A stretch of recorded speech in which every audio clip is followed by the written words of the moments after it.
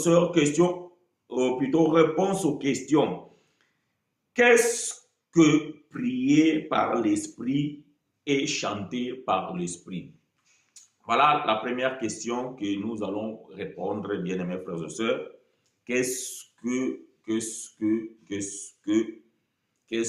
prier par l'esprit et chanter par l'esprit? Bon, ça, c'est une question qui nous a été posée, vous le savez déjà, il y a quelques semaines, et nous avions promis que nous reviendrons afin de pouvoir y répondre. Aussi, les deux autres questions qui se suivent, ce sont aussi des questions qui nous ont été posées et cela prend peut-être déjà quelques temps, peut-être des semaines, des mois, mais aujourd'hui, donc, nous allons pouvoir essayer de répondre déjà à ces trois questions précises. Il y en a d'autres, mais que nous n'avons pas sélectionnées. C'est parce que peut-être que, voilà, vous le savez, soit nous n'avons pas encore suffisamment d'éléments, ou peut-être que nous n'avons pas jugé cela urgent pour que cela soit traité aujourd'hui. Mais sachez que aucune question n'est pas pertinente. Toutes les questions sont pertinentes et donc nous en prenons soin et nous en tenons compte de chacune des questions qui nous ont été posées. Voilà, donc ne pensez pas si on n'a pas répondu encore à une des questions que vous avez posées, que nous n'avons pas, jugé cela important. Non, ce n'est pas le cas. Donc, toutes les questions sont importantes et pertinentes. Chacune des questions, donc, nous les répondons dans le moment ou dans le temps favorable. Voilà, bien mes frères et sœurs, nous allons pouvoir ouvrir nos Bibles pour la première question qui se trouve dans le livre de bien-aimé frère Paul aux Corinthiens. Les premiers livres de bien-aimé frère Paul aux Corinthiens, dans son chapitre 14 et du 14, verset 14, verset 15. Nous allons pouvoir lire, bien-aimés frères et sœurs, avec vous, 1 Corinthiens chapitre 14, verset 14 à 15. Que Dieu de gloire vous soit favorable. Donc, si vous m'aidez à écrire ces choses, cela, bien-aimé, nous aidera aussi à pouvoir aider les frères et sœurs qui nous rejoignent en retard. Voilà, je vais pouvoir lire pour vous et avec vous. 1 Corinthiens chapitre 14, verset 14 à 15. Je lis pour vous et avec vous. Car si j'ai pris en langue, alors, bien aimé, je vais pouvoir vous dire de prêter attention à la lecture. Vous le savez, je l'ai toujours dit ici même, en maintes reprises dans beaucoup de mes vidéos, vous allez pouvoir écouter ou entendre cela. Que lorsque nous lisons la Bible, nous devons bien aimer faire beaucoup attention. Nous devons respecter des paramètres. Nous devons en prendre en compte certains facteurs et nous devons bien aimer respecter la ponctuation, le temps verbal, le contexte du texte, le contexte temporaire, le contexte historique, etc., etc., etc. Alors, je vais pouvoir vraiment bien aimer vous demander de pouvoir suivre la lecture ou bien les lectures de tout ce que nous allons pouvoir aborder ici attentivement afin que nous puissions comprendre de quoi nous allons pouvoir parler aujourd'hui. Donc, je reprends la lecture dans 1 Corinthiens chapitre 14 du verset 14, verset 15. Car si j'ai pris en langue, mon esprit est en prière, mais mon intelligence demeure stérile. Que faire donc? quand tu pries en langue, que ton esprit est en prière, mais ton intelligence demeure stérile. Maintenant, Frère Paul pose une question. Que faire donc? Je prierai par l'esprit, mais je prierai aussi avec l'intelligence. Je chanterai par l'esprit, mais je chanterai aussi avec l'intelligence. Que l'Éternel apporte l'explication à cette parole.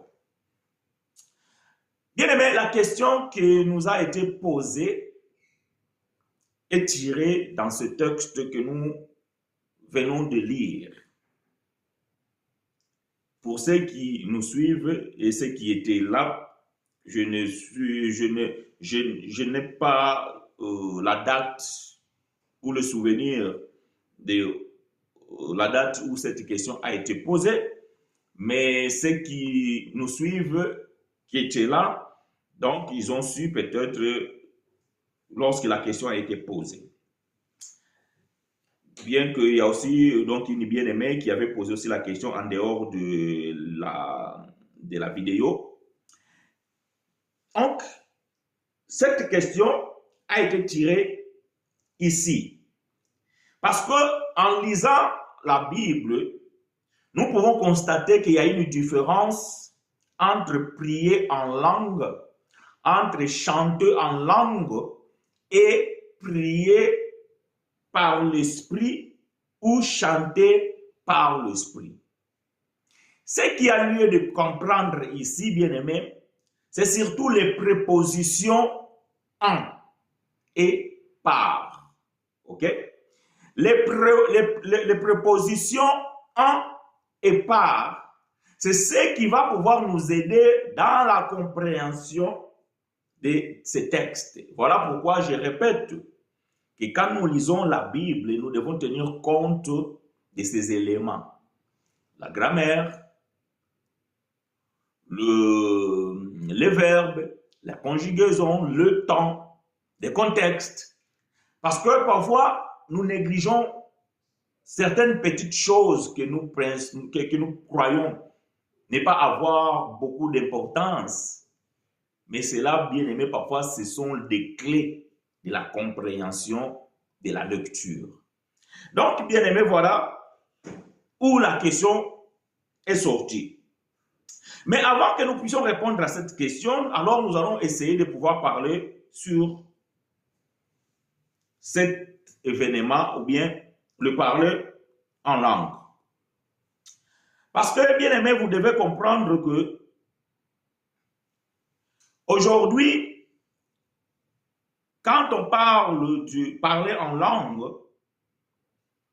souvent, on nous fait comprendre que c'est une langue qui n'a pas de vocabulaire. Vous voyez ce qu'on appelle le glossolalie. Glossolalie, donc, c'est une langue que vous pouvez attendre bien écouter dans certaines assemblées, ou peut-être que vous écoutez lorsque quelqu'un prie ou bien lorsque quelqu'un chante ou bien parle en langue. Vous pouvez pouvoir écouter certaines de ces langues qu'on appelle les glossolalies. Donc, c'est des langues qu'on, en fait, on a, il n'y a pas, comment dirais-je, il n'y a pas de vocabulaire, en fait. Voyez-vous, donc, par exemple, quand quelqu'un prie, donc, ça s'appelle la glossolalie. Voyez-vous? Alors, la glossolalie, bien aimé, c'est une façon de parler ou bien de prier qui est incompréhensible. Mais le sujet n'est pas là aujourd'hui, bien aimés frères et sœurs. Donc, on a déjà traité ce sujet, on a déjà parlé sur le parler en langue. Il suffit que vous ayez cherché sur YouTube ou même sur dans nos diverses plateformes pour pouvoir comprendre qu'est-ce que cela veut dire parler en langue. Mais ce n'est pas le sujet que nous voulons traiter aujourd'hui. Mais je vais quand même revenir un peu en arrière pour pouvoir comprendre et faire comprendre la différence entre parler en langue et prier par l'esprit. Chanter en langue et chanter par l'esprit. Donc, c'est ça le sujet que nous avons aujourd'hui, de répondre à cette question. Mais nous ne pouvons pas répondre à la question directement si nous n'avons pas encore expliqué un peu cette différence. Alors, comprenez bien, mes frères et sœurs, que dans ce même page, ou bien dans ce chapitre 14 de 1 Corinthiens, alors, nous allons pouvoir prendre les versets 10 et 11. Donc, nous allons prendre les versets 10 et 11 de 1 Corinthiens chapitre 14. Nous sommes en train de traiter le 1 Corinthiens chapitre 14, verset 15. Mais nous allons pouvoir revenir un peu en arrière pour pouvoir lire le verset 10 et 11. 1 Corinthiens chapitre 14, verset 10 et 11. Donc, nous allons pouvoir courir parce qu'aujourd'hui, nous sommes en train de répondre aux questions. Ce n'est pas vraiment enseignement proprement dit. Voilà pourquoi je vais m'en passer de beaucoup de détails afin de pouvoir gagner du temps si je peux répondre du moins ces trois questions qui sont posées. Alors, 1 Corinthiens chapitre 14, verset 10 à 11 dit ceci. Et voilà pourquoi je vous demande d'être un peu rapide avec moi aussi, de pouvoir écrire ces choses pour nous aider à la compréhension. 1 Corinthiens chapitre 14, verset 10 à 11, je lis pour vous. Quelque nombreuses que puissent être dans le monde les diverses langues, il n'en est aucune qui ne soit une langue intelligible.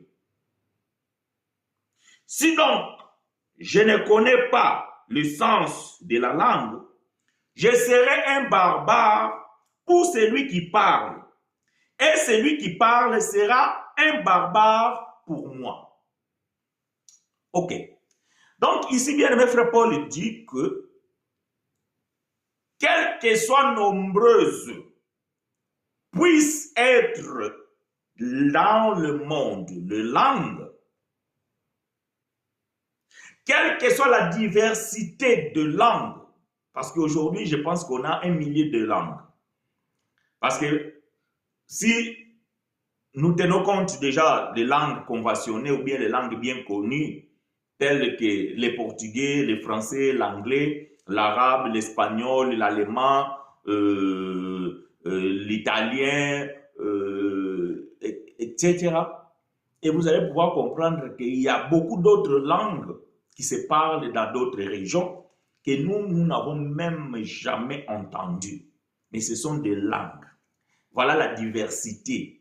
Donc, tellement nous sommes dans un monde où il y a la diversité de langues, donc il y a des langues que nous n'avons jamais entendues.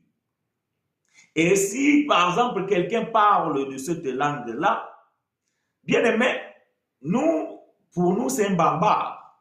Ça veut dire qu'il parle des choses que nous ne pouvons même pas comprendre. Et donc, lui aussi, en parlant, lorsqu'il nous dit et il nous parle et que nous ne comprenons pas, donc nous sommes aussi des barbares envers cette personne. Voilà ce que Paul est en train d'expliquer ici. Paul dit que quelles que soient nombreuses de ces langues qui existent, ces langues sont des langues intelligibles. Aucune de ces langues ne peut pas être intelligible. Bien que moi, je pense que cet homme c'est un barbare parce que ce qu'il dit, moi je ne comprends pas, mais cela ne veut pas dire que si moi je ne comprends pas, c'est que la langue que cette personne parle, c'est une langue inintelligible. Non.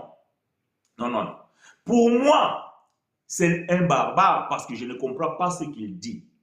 Mais s'il y a quelqu'un d'autre qui est dans la même, qui est de même origine à cette personne, ou qui est, du moins, il a appris cette langue, il saura, il pourra comprendre. Et ainsi, il peut interpréter pour moi, afin que cet homme ne soit pas un barbare. Voyez-vous? Donc, ça c'est très important. Donc, quand tu ne comprends pas une langue que quelqu'un parle, Donc, pour toi, cette personne, c'est un barbare. Et toi aussi, tu es un barbare envers cette personne. Mais cela ne veut pas dire que cette langue, c'est une langue inintelligible. Non, c'est une langue intelligible. Il a le grammaire, il a le verbe, il a les conjugaisons, il a peut-être tout ce que nous pouvons savoir, mais des faits que nous ne comprenons pas. Donc, cette personne devient un barbare. Ésaïe chapitre 33, verset 19, je lis rapidement pour vous. Ésaïe 33, verset 19 dit, « Tu ne verras plus le peuple audacieux, le peuple au langage obscur qu'on n'entend pas, à la langue barbare qu'on ne comprend pas. » Voyez-vous?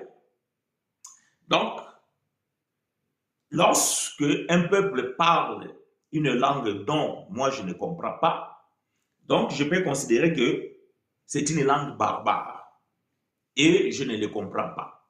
Donc, pour cela, il faut qu'il y ait l'interprétation, afin que je puisse comprendre celui qui est en face de moi. Verset, toujours nous sommes dans 1 Corinthiens chapitre 14. Prenons verset 20 et verset 21. Après, nous allons répondre à la question qui nous a été posée. 1 Corinthiens chapitre 14, verset 20 à 21. Je lis pour vous et avec vous. 1 Corinthiens chapitre 14, verset 20 à 21. Frères, ne soyez pas des enfants dans vos entendements, mais pour la malice, soyez des petits enfants, mais dans votre entendement, soyez des hommes faits. Il est écrit dans la loi, c'est en d'autres langues et par de l'œuvre étrangère que je parlerai à ce peuple. Et même ainsi, ils ne m'écouteront pas, dit le Seigneur. De sorte que les langues sont pour signe, non à ceux qui croient, mais aux incrédules. J'aime ces choses. Je répète le verset 22. Nous sommes dans 1 Corinthiens chapitre 14, verset 20 à 22. Désolé pour moi, j'avais dit peut-être 21. Donc, 1 Corinthiens chapitre 14, verset 20 à 22. Aidez-moi à écrire ces choses. Verset 21. Il est écrit dans la loi, c'est en d'autres langues et par de l'œuvre étrangère que je parlerai à ce peuple. Et même ainsi, ils ne m'écouteront pas, dit le Seigneur. De sorte que les langues sont pour signe, non à ceux qui croient, mais aux incrédules. Mais la prophétie est un signe, non aux incrédules, mais à ceux qui croient. Je ne sais pas si vous avez compris. Ici, bien aimé frère Paul est en train de nous donner l'importance d'avoir un don de prophétie. Aujourd'hui, vous savez, beaucoup de gens courent après le don de parler en langue, parce que c'est le don le plus simple à exercer. Voilà pourquoi parfois, et vous pouvez douter dans beaucoup des assemblées, quand les gens parlent en langue, parfois vous pouvez douter parce que vous ne comprenez pas et vous vous posez des questions, est-ce que c'est vraiment, ils parlent vraiment en langue parce que l'Esprit Saint les parle, ou peut-être c'est tout simplement des glossolalie et la personne donc a le sentiment de le faire. Voyez-vous? Mais Paul il fait comprendre ici que quand dans une assemblée quelqu'un parle en langue, c'est pour les incrédules. Donc cela veut dire que Dieu étant un Dieu d'ordre, n'a pas le sentiment que quand vous êtes quelque part et quelqu'un commence à parler en langue, si cela n'a pas l'utilité.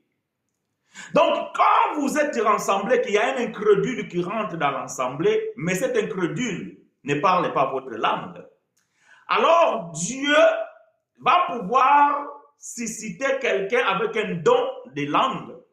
Et cette personne pourra parler dans une langue où la personne qui vient de rentrer étant incrédule puisse pouvoir écouter ce que Dieu veut lui transmettre. Voilà pourquoi Paul dit que c'est un signe pour les incrédules. Par exemple, moi, je n'ai pas besoin que quelqu'un parle la langue pour que croire que le don existe. Je n'ai pas besoin d'écouter quelqu'un qui parle la langue pour que je puisse croire que Dieu est en train de se manifester. Non, je le sais parce que je crois. Mais quand tu es un incrédule, Dieu peut faire de sorte que, donc, ces signes-là se manifestent afin que tu sois impressionné et que tu sois convaincu que voilà, ce Dieu est capable de te parler alors que tu es dans un milieu où personne ne parle ta langue. Donc, Dieu peut susciter quelqu'un pour pouvoir te convaincre afin que tu puisses croire. Mais quant à nous, nous n'avons pas besoin d'être impressionnés parce qu'il y a des gens qui parlent une langue et que nous ne comprenons même pas sur des barbares. Mais, Paul dit, la prophétie est un signe non aux incrédules, mais à ceux qui croient. Voyez-vous, nous croyons et nous avons besoin de la prophétie, donc une parole révélée, la parole de Dieu, une parole venant directement de notre Père pour nous édifier, pour nous fortifier, parce que nous croyons en lui. Donc, nous n'avons pas besoin d'être impressionnés. Donc, voilà, bien-aimés, ça, ce sont les parler en langue. Maintenant, la différence de parler en langue et prier par l'esprit. Donc, je vous ai dit ici, bien-aimés, que nous devons faire attention sur des prépositions. Alors, nous allons faire une chose très simple. Je vais prendre ce texte, je vais lire plusieurs versions. Mais tout en vous disant que vous allez faire attention à ces prépositions en et par. Donc, cela est très important. Je reprends 1 Corinthiens chapitre 14, versets 14 à 15. Je reprends 1 Corinthiens chapitre 14, versets 14 à 15. Louis II, la Bible est la plus répandue. Donc, la plupart des gens, c'est la Bible qu'ils ont. Louis II. Je lis pour vous et avec vous 1 Corinthiens chapitre 14. Car si j'ai pris en, la préposition en, si j'ai pris en langue, mon esprit est en prière, mais mon intelligence demeure stérile. Que faire donc? Je prierai par. Voyez-vous? Par. Je prierai par l'esprit. Donc ici, nous avons deux prépositions. Nous avons la préposition en et nous avons la préposition par. C'est ces deux mots qui vont pouvoir nous éclairer dans la différence de parler en langue et plutôt prier en langue et prier par l'esprit. Chanter en langue et chanter par l'esprit. Donc, je reprends la lecture. Que faire donc? Verset 15. Que faire donc? Non, je prends 14. Car si je prie en langue, mon esprit est en prière, mais mon intelligence demeure stérile. Que faire donc?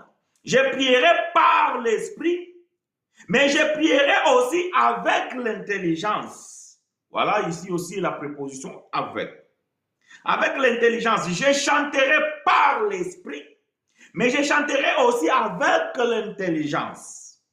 Ça, c'est Louis II. Prenons maintenant Martin. Peut-être que vous n'avez pas toutes ces versions que je vais citer ici, mais vous allez suivre la lecture attentivement et je vous propose, bien aimé, chaque jour, chaque fois que vous pouvez, de télécharger plusieurs versions dans vos téléphones, dans vos tablettes, dans vos ordinateurs Parce qu'aujourd'hui, vous n'avez pas besoin d'aller acheter des livres, des Bibles comme on faisait avant.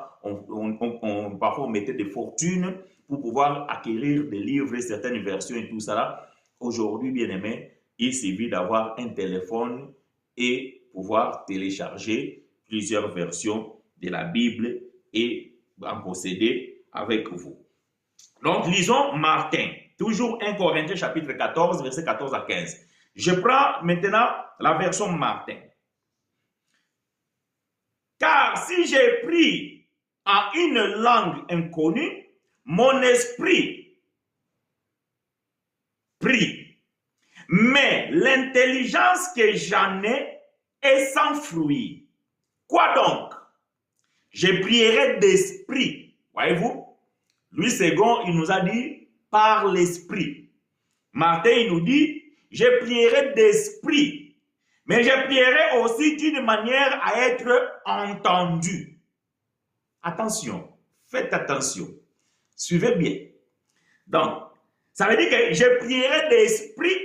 Quand je prie d'esprit, personne n'entend. Personne n'entend. Mais il dit, mais je prierai aussi d'une manière à être entendu. Donc là, c'est l'intelligence. Donc, il est en train de faire la différence que quand on prie d'esprit ou quand on prie par esprit, on n'entend pas. Mais quand on prie avec l'intelligence, on nous entend. Très attention. Très important. Je chanterai d'esprit, mais je chanterai aussi d'une manière à être entendu. Ça, c'est Martin. Darby. Vous allez dire, mes frères chinois, vous allez dire combien de versets? Plusieurs. De versions. Plusieurs. Parce que ce que je vais dire, ce que je vais répondre comme réponse, je veux que vous puissiez comprendre le pourquoi. Je prends Darby. Toujours 1 Corinthiens chapitre 14, verset 14 à 15. C'est ici que nous sommes. Donc, ne changez pas la page. Peut-être que vous avez la Bible en portugais, en anglais, mais pareil, même en anglais, vous pouvez lire le King James ou bien d'autres versions. En portugais, vous pouvez lire les Almeida ou bien Nova Version Internationale ou je ne sais pas d'autres versions, mais vous pouvez comprendre le sens des choses. Je prends la version Darby. Car si j'ai pris en langue, hein, la préposition en, si j'ai pris en langue, mon esprit prie, mais mon intelligence est sans fruit. Qu'est-ce donc? Je prierai avec l'esprit. Voyez-vous? Ici, on ne parle pas par, on dit avec. Je prierai avec l'esprit, mais je prierai aussi avec l'intelligence. Je chanterai avec l'esprit, mais je chanterai aussi avec l'intelligence. Donc, je prie en esprit, je prie j'ai pris en langue, et je prie par l'esprit, j'ai pris de l'esprit, j'ai pris avec l'esprit. Voyez-vous? Je prends Osterwald. Ça, c'est une autre version. Je prends la version Osterwald. Car si je prie dans une langue inconnue, mon esprit prie. Mais l'intelligence que j'en ai est sans fruit. Que ferai-je donc? Je prierai dans mon esprit. Ah! Voilà Osterwald maintenant, il l'explique encore mieux. Je prierai dans mon esprit. Mais je prierai aussi d'une manière qu'on m'entende. Je chanterai dans mon esprit, mais je chanterai aussi dans une manière qu'on m'entende. Donc, veut dire déjà ici, nous commençons à comprendre. C'est que prier par l'esprit, ou prier de l'esprit, ou prier avec l'esprit, c'est prier dans mon esprit. Donc ça, c'est la version Osterwald qui donne une explication plus claire. C'est prier dans mon esprit. Donc si je prie dans mon esprit, c'est que le son ne sort pas. Voilà pourquoi on ne peut pas m'entendre. C'est pour cela il dit qu'à ce moment-là, je chanterai aussi avec mon intelligence, afin qu'on puisse m'entendre. Voyez-vous? Donc, quand quelqu'un prie dans son esprit, donc ça veut dire que prier par l'esprit ou bien chanter par l'esprit, ce n'est pas quelque chose d'extraordinaire.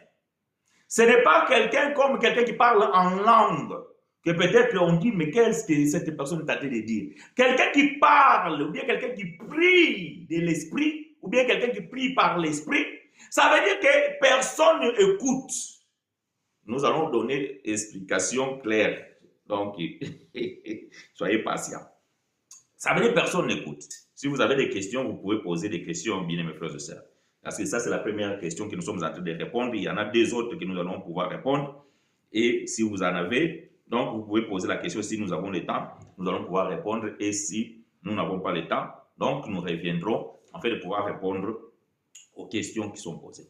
Donc, Orchtewald dit, que ferai-je donc? Je prierai dans mon esprit, mais je prierai aussi d'une manière qu'on m'entende. Je chanterai dans mon esprit, ça veut dire que tu peux aussi chanter dans ton esprit, sans que quelqu'un entende. Mais toi, tu sais que tu chantes. Tu vois? Donc, je peux être comme ça et en train de chanter dans mon esprit, sans que les gens qui sont à côté sachent que je suis en train de chanter. Je peux prier dans mon esprit sans que les gens qui sont à côté sachent que je suis en train de prier. Bon, quand je faisais mes recherches, j'ai vu d'autres serviteurs, d'autres pasteurs qui ont aussi abordé ce sujet et j'ai entendu beaucoup de choses, j'ai lu beaucoup de choses, mais que bon, je n'étais pas convaincu parce que la plupart ils disaient que prier par l'esprit ou bon, certains même disaient prier en esprit, alors que la Bible ne dit jamais cela. Dans toutes les versions que je suis en train de lire ici, vous avez compris qu'il n'y a pas une version qui dit que prier en esprit. Non. Prier par l'esprit, prier de l'esprit, prier avec mon esprit, prier dans mon esprit, mais pas prier en esprit. Alors, beaucoup de serviteurs, beaucoup de ce que j'ai lu et de ce que j'ai entendu, ils disaient que non, prier en esprit, c'est faire une prière inspirée. Mais faire une prière inspirée comment? Et chanter en esprit, c'est chanter une chanson inspirée. Maintenant, les autres chansons qu'on chante là ne sont pas inspirées ou ne viennent pas de l'inspiration du Saint-Esprit. Si ce n'est pas des chants qui viennent de l'inspiration du Saint-Esprit, pourquoi alors vous les chantez dans les églises? Donc, ce n'est pas cohérent. Mais moi, je pense que, en lisant plusieurs versions, je comprends que celui qui chante avec son esprit, ou bien dans son esprit, ou bien celui qui chante, ou bien celui qui prie de l'esprit, c'est celui qui est dans son intérieur, en train de chanter, mais sans que le son, sans que la prononciation puisse être audible. Voilà pourquoi, voyez-vous, dans cette version ici, on dit que je prierai dans mon esprit, mais je prierai aussi d'une manière qu'on m'entende. Donc, ça veut dire quand je prie dans mon esprit, personne n'entend. Mais quand je prie, donc d'une manière audible ou bien intelligible, donc le son sort et les gens m'entendent. Je vais prendre la version sommaire et après, nous allons maintenant donner le langage de l'esprit. La version sommaire dit ceci. Car si je prie en langue, voyez-vous, donc quand on parle prier en langue, donc la préposition en ne change pas. Dans toutes les versions que nous lisons, cette préposition reste en. Mais quand on parle de l'esprit, des prépositions, il y a avec, il y a par, il y a de, il y a avec. Voyez-vous? Donc, mais la langue, ici, c'est en, toujours. Car si je prie en langue inconnue, ça c'est sommaire, mon esprit est en prière, mais mon intelligence n'intervient pas. Voyez-vous? Mon intelligence n'intervient pas. Que ferai-je donc? Je prierai avec mon esprit, mais je prierai aussi avec mon intelligence. Je chanterai les louanges de Dieu avec mon esprit, mais je chanterai aussi avec mon intelligence. Or, nous comprenons ici, chanter ou bien prier avec mon intelligence, ce que je parle, je dis des mots et les gens qui sont à côté, ils écoutent, ils m'entendent. Donc, ça veut dire que celui qui parle en langue, ou celui qui chante en langue, ou celui qui prie en langue, il utilise une langue intelligible, bien que lui-même qui parle ou qui chante, peut-être ne pas comprendre la langue qu'il utilise, mais c'est une langue qui peut être interprétée parce qu'il y a des gens qui connaissent cette langue et qui savent de quoi cela s'agit-il. Et c'est une façon de prier ou de chanter audiblement parce qu'il y a des gens qui sont là, qui entendent. Mais quand on prie de l'esprit ou par l'esprit, c'est prier en soi-même. Donc ça veut dire que je suis silencieux comme ça.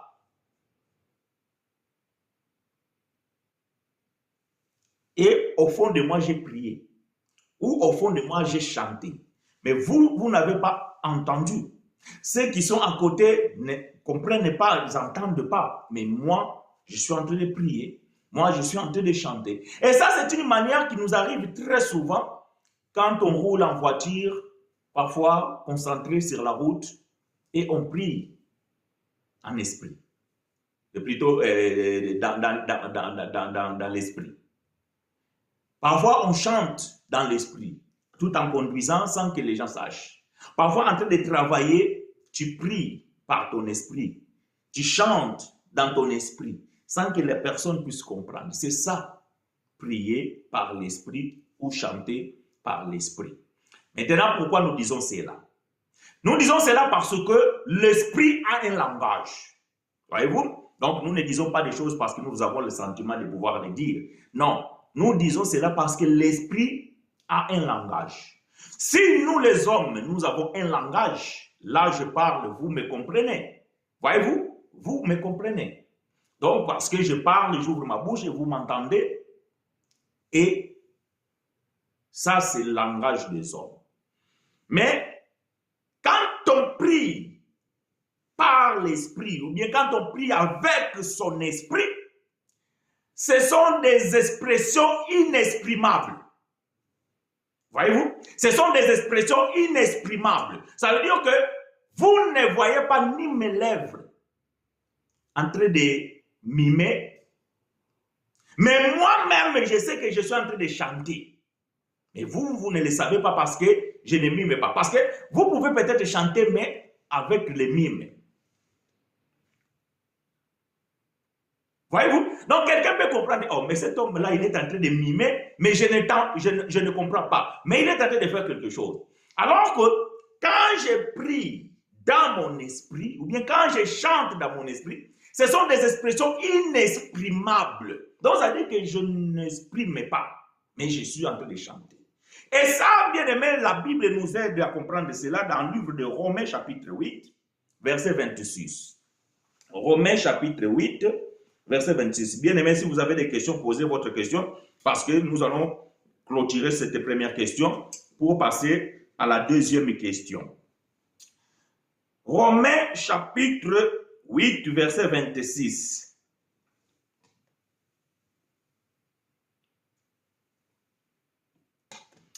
Je lis pour vous et avec vous.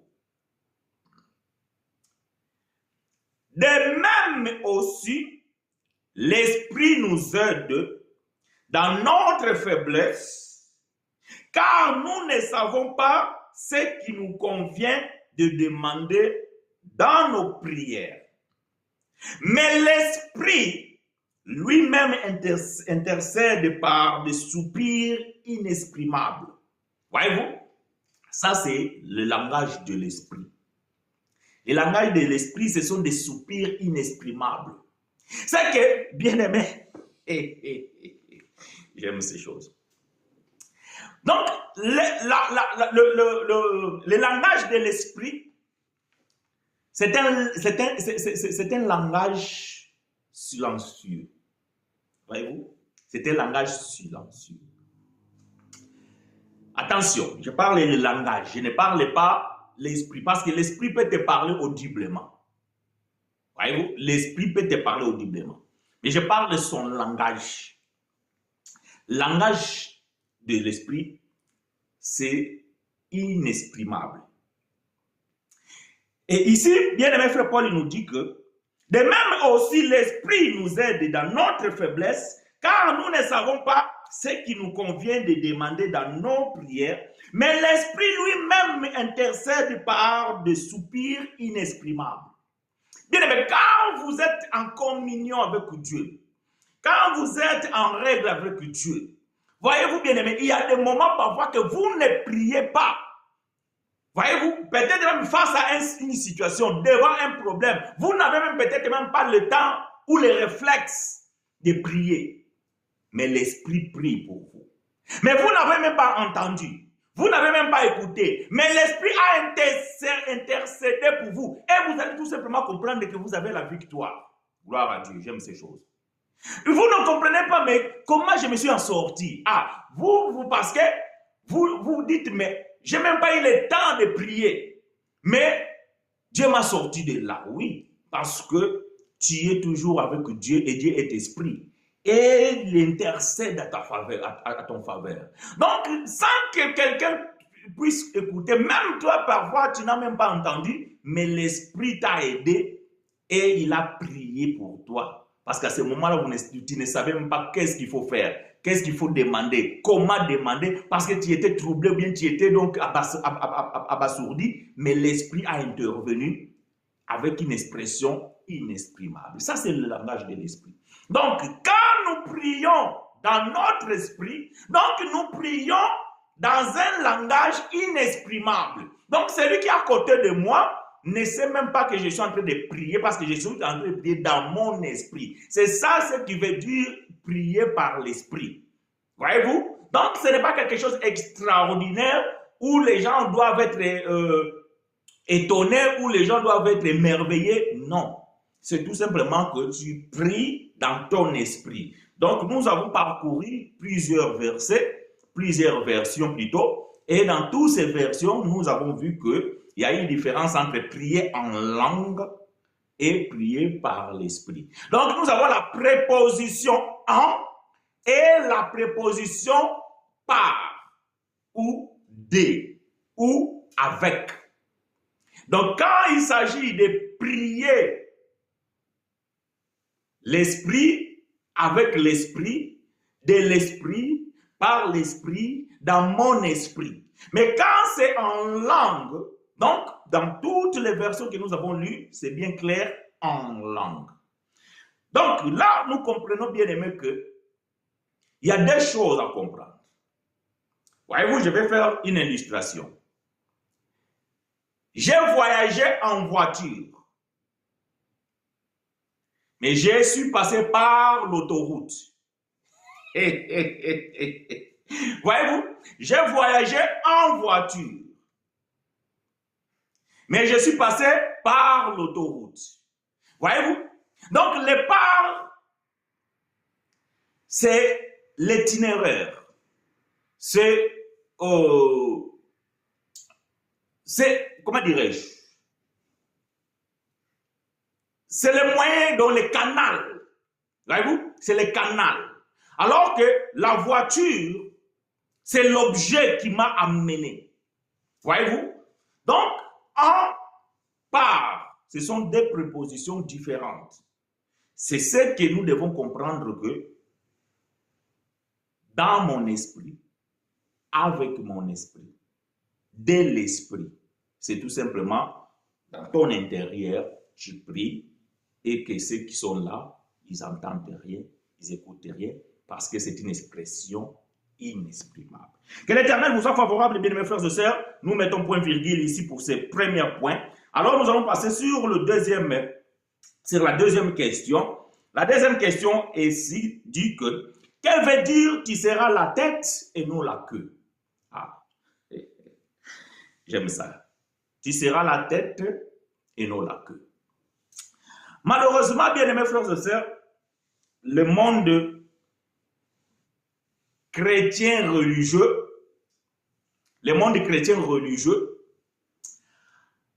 a fait qu'aujourd'hui, nous avons des versets bibliques slogans. Nous avons des versets bibliques slogans et que nous utilisons vaguement et sans pourtant en comprendre le sens. Voyez-vous? Toute arme forgée contre moi sera sans effet. Amen. Bon. Une fois qu'on a dit ça, il n'y a pas le malheur qui nous arrive. Parfois, il n'y a pas des arbres qui nous tombent dessus. Et parfois même nos ennemis, ils nous frappent-ils pas? Est-ce qu'avec ça, on n'a pas des accidents?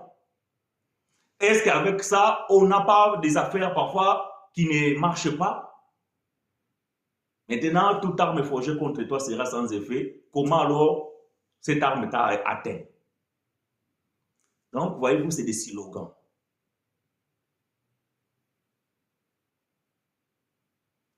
L'Éternel est mon rédempteur, il s'élèvera les dernières. Amen. Mais parfois, tu te retrouves face à un problème, tu commences à pleurer et tu trembles, tu as peur. Parce que tu dis que je vais mourir, tu vois la mort. Et l'Éternel qui doit s'élever, il est où? Voyez-vous, les versets qui sont dans la Bible ne sont pas des slogans. Vous devez comprendre les choses. Vous devez savoir la signification. Vous devez comprendre est-ce que le verset que je suis en train de lire là, ce verset me concerne moi ou non. Ce verset il se trouve dans l'ancienne alliance ou bien dans la nouvelle alliance. Et si ce verset il est dans l'ancienne alliance, il parle de qui? Il parle de quoi? Donc si vous ne comprenez pas ces choses, bien aimés, donc vous allez comprendre que avec des versets slogans, donc vous allez confesser ça, mais il n'y a rien qui arrive dans vos vies. Parce que vous ne comprenez pas que ce que vous êtes en train...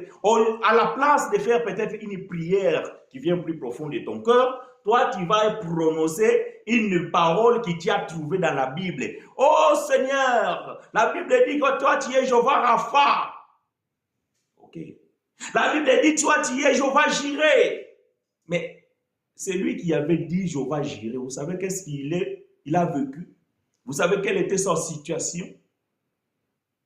Non, vous ne savez pas. Attention, je ne suis pas en train de dire que vous ne pouvez pas citer les versets bibliques, non. Mais je vais tout simplement dire ici que vous devez comprendre le sens. Vous devez comprendre les significations. Alors, tu seras la tête et non la queue. Nous sommes, bien aimés frères et sœurs, dans le livre de Deutéronome.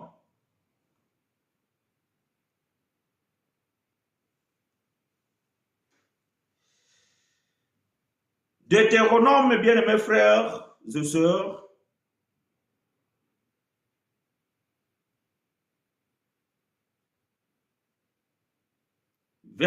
Deutéronome 28, verset 13. Deutéronome chapitre 28, verset 13. Aidez-moi à écrire ces choses, bien aimés frères et sœurs, que l'Éternel vous soit favorable. Est-ce que tu seras la tête? C'est toi, la sœur Mireille, ou le frère Guilain? C'est toi, la sœur Lengo, ou frère Alberto? C'est toi, le frère Louis, ou la sœur Mayam? Qui sera la tête et non la queue? Et qui est la tête, qui est la queue?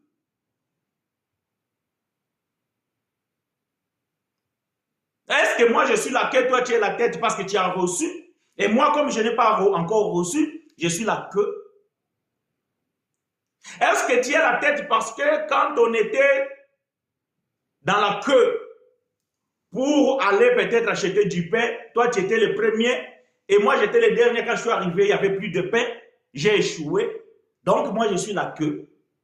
Mais pourquoi alors nous pouvons dire je suis la tête, non la queue?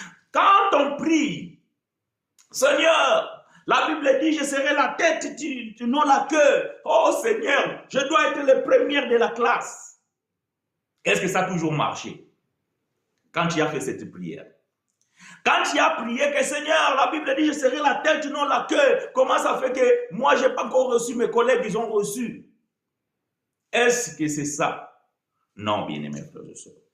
Lisons Deutéronome chapitre 28, verset 13. Que l'Éternel vous soit favorable. Deutéronome chapitre 28, verset 13. Je lis pour vous et avec vous.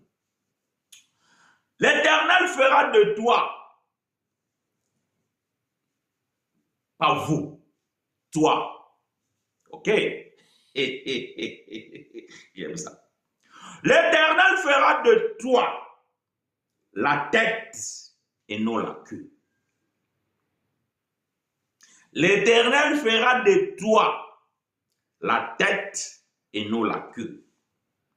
Tu seras toujours en haut et tu ne seras jamais en bas.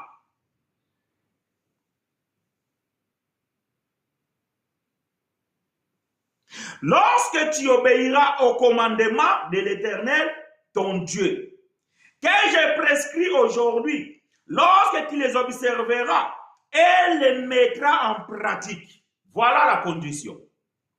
Donc, tu seras la tête, non la queue. Ce n'est pas parce que toi, tu l'as dit.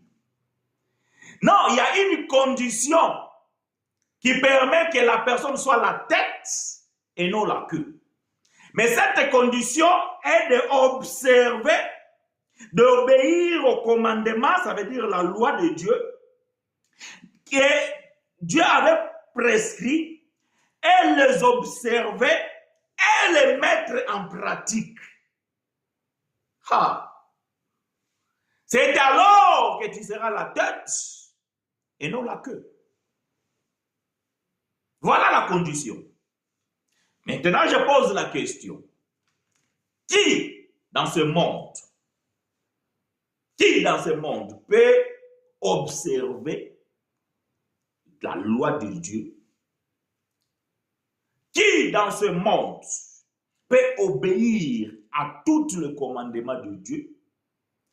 Qui dans ce monde peut mettre en pratique tout le commandement de Dieu? Même Moïse qui a prescrit ces choses, il a échoué. Il a échoué. Donc, personne ne peut être la tête. Vu les conditions pour être la tête, alors, bien aimé, dans ce monde, il n'y a personne qui peut être la tête. Personne. Même pas un seul.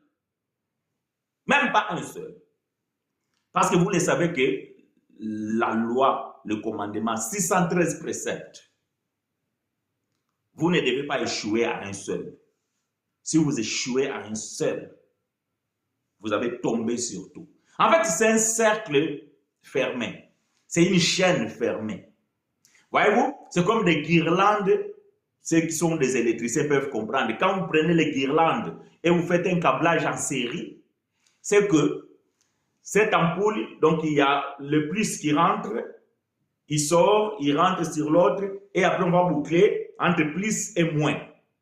Maintenant, si je coupe, ou bien si j'enlève une des ampoules, le reste des guirlandes ne s'allumera plus. Parce que les moins qui viennent de là et les plus qui viennent de là doivent toujours être synchronisés pour que les guirlandes continuent à éclairer. C'est ça, bien aimé, la loi, les 613 préceptes. Quand j'ai une chaîne, vous savez, les chaînes sont toujours bouclées comme ça. Voyez-vous, les mailles des chaînes sont comme ça. Si je brise ça, les chaînes tombent. C'est qu'il n'y a plus de continuité. C'est ça la loi. La loi, bien aimé, vous devez la respecter dans sa totalité. Et la condition pour être la tête, la Bible dit, tu seras, l'Éternel fera de toi la tête et non la queue, tu seras toujours en haut et tu ne seras jamais en bas. Lorsque tu obéiras au commandement de l'Éternel ton Dieu, que je te prescris aujourd'hui, lorsque tu observeras et les mettre en pratique. Voilà la condition. Donc, maintenant, quand vous priez, Seigneur, tu as dit dans la Bible, je serai la tête et non la queue. Mais le Seigneur, il avait donné la condition. Donc, pourquoi toi, tu pries à Dieu en rappelant Dieu ce qu'il lui-même, il a dit? Non, il a déjà tout dit. Il a donné, il t'a dit que tu veux être la tête, il n'y a pas de problème. Mais la condition pour être la tête, je te la donne aussi. Donc, toi, tu pries pourquoi? Que Seigneur, tu as dit non. Fais tout simplement ce qu'il lui, il a dit. Et après, si tu estimes que tu as tout observé, automatiquement, tu es la tête. J'ai dit, je mets un prix ici. La condition de gagner, de gagner le prix, c'est que dans la course, il faut que tu sois le premier. C'est tout. Le prix, il est là. Maintenant, la condition, dans la course, il faut que tu sois le premier. Maintenant, toi, tu es en train de m'expliquer, frère, mais tu as dit que tu nous donneras le prix. Non, moi, je n'ai pas dit que je vous donnerai le prix. Non, j'ai dit que le prix, il est là. C'est lui qui l'aura, c'est celui qui va gagner la course. Voilà la condition pour avoir le prix. Donc, qu'est-ce que tu dois faire? Si tu veux me supplier que je te les donne, non. Moi, je ne peux pas te les donner parce qu'il y a une condition. La condition, c'est de gagner la course.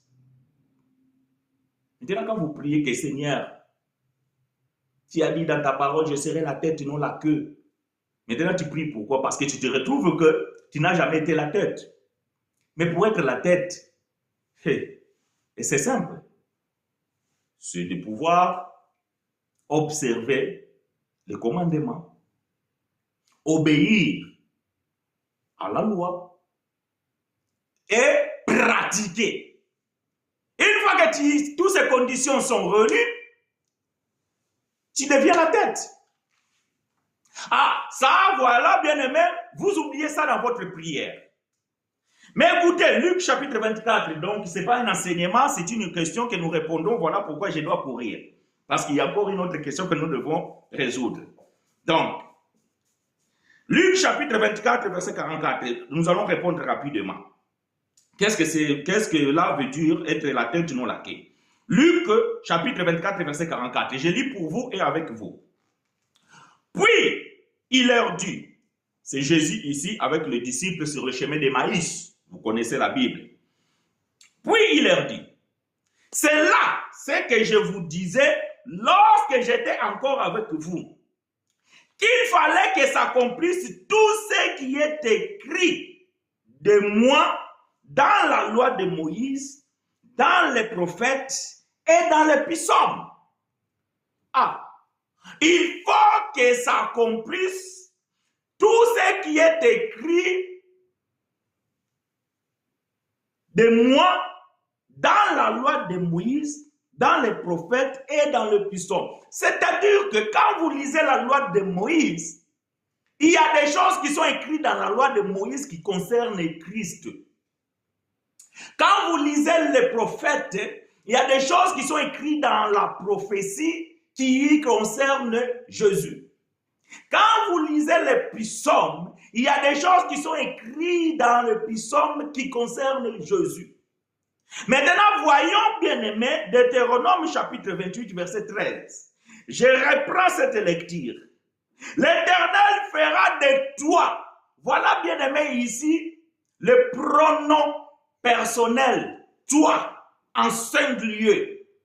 La deuxième personne de singulier. On ne parle pas vous. Non, on parle toi. Donc, c'est une indication personnelle. Toi, tu seras la tête. Je ferai de toi la tête. Donc, bien aimé, cette écriture ici, bien que dans la promesse nous voyons Israël, mais cette écriture n'était pas pour Israël parce que Israël ne pouvait pas observer la loi. Israël ne pouvait pas obéir à la loi. Israël ne pouvait pas pratiquer toute la loi. Israël ne pouvait pas être la tête. Maintenant, le toi ici qu'on parle, c'est qui? Voyez-vous?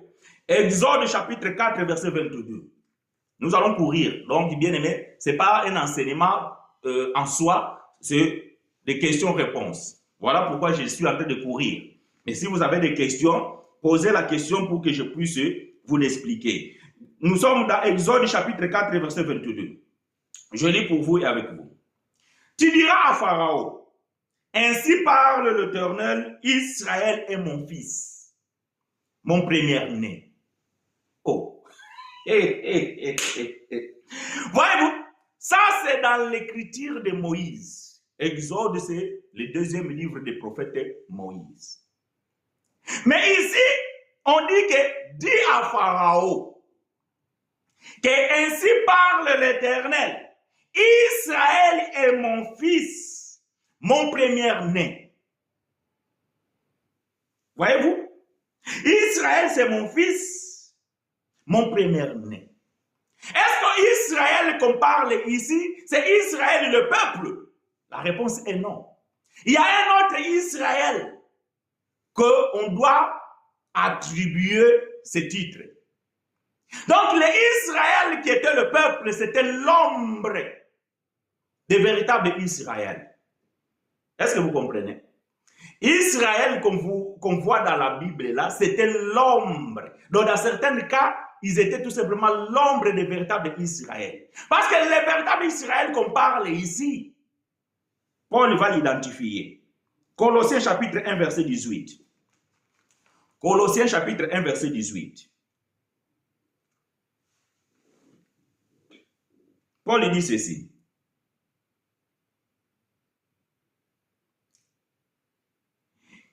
Colossiens 1, 18. Il est la tête du corps de l'Église. Voyez-vous, il est la tête du corps de l'Église. Donc, il sera la tête, ce n'est pas toi. Ce n'est pas moi. Ce n'est pas Israël. Parce que l'Israël, on a dit que tu seras la tête, je ferai de toi la tête. Exode 4, 12, 4, 22 dit que, dis à Pharaon, Israël est mon fils, mon premier-né. Et Paul, il va pouvoir, parce que Paul, tout ce que Paul a enseigné, il a ramassé ça chez le prophète Moïse. Voyez-vous? C'est pour ça que quand vous lisez bien frère Paul, vous allez comprendre que tout ce que Paul a enseigné, il a ramassé ça chez le prophète Moïse. Paul va dire que quand Moïse a frappé le rocher, les rochers que Moïse a frappés, Moïse ignorait qui était ce rocher. Mais Paul va dire que le rocher là, c'était Christ. Voyez-vous? Donc, Paul, tout ce qu'il a écrit, il a ramassé ça chez Moïse. Et ici, Paul est en train de dire dans Colossiens chapitre 1, verset 18, il est la tête du corps de l'Église. Il est le commencement, les premiers-nés d'entre les morts, afin d'être en tout les premiers. Donc, il sera toujours en haut. Il sera toujours le premier. Il est la tête. C'est Jésus. Ce n'est pas toi. Voilà ce qui veut dire tu seras la tête et non la queue. Parce que la condition qui est stipulée pour pouvoir être la tête, c'est de pouvoir accomplir toute la loi. Matthieu chapitre 5, verset 17. Matthieu chapitre 5, verset 17. Je lis pour vous et avec vous. Matthieu 5, verset 17.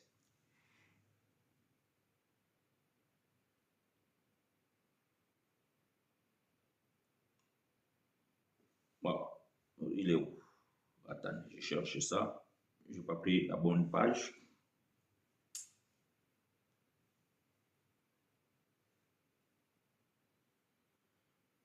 Matthieu, chapitre 5. C'est un verset que vous connaissez, mais on va pouvoir le lire. Matthieu 5, 17. Ne croyez pas que je sois venu abolir la loi ou les prophètes. Je suis venu non pour abolir, mais pour accomplir. Ici, c'est qui parle? C'est Jésus. Le seul. homme qui a observé la loi de Dieu, qui a accompli toute la loi, qui a pratiqué toute la loi sans faillir. Et c'est lui qui doit être la tête. C'est Jésus. C'est Jésus. Et quand vous lisez dans la Bible, je sais que vous lisez dans la Bible, donc vous devez comprendre, bien aimés frères et sœurs, que vous ne pouvez pas prendre un verset dans la Bible et mettre ça dans votre prière et attendre que cela arrive. Vous causez là longtemps. Vous allez entendre longtemps. Vous allez attendre longtemps. Parce que vous allez prier et cette prière ne s'accomplira pas parce que ce que vous lisez ne vous concerne pas. Israël qu'on a dit, je ferai de toi la tête, ce n'était pas Israël le peuple. Parce que Israël le peuple ne pouvait pas être la tête. Mais Israël qu'on a parlé là, c'était Jésus. Prenons Matthieu chapitre 2 verset 15.